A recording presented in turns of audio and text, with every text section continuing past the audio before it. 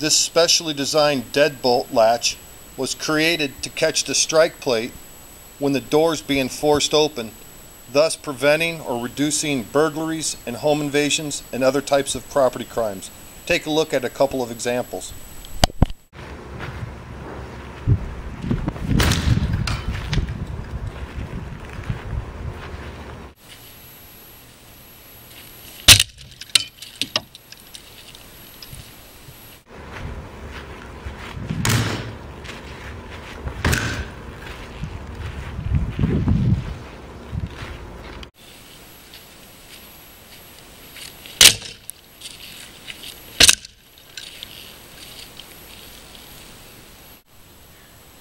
As you can see, the deadbolt latch caught the strike plate when the door was being kicked open.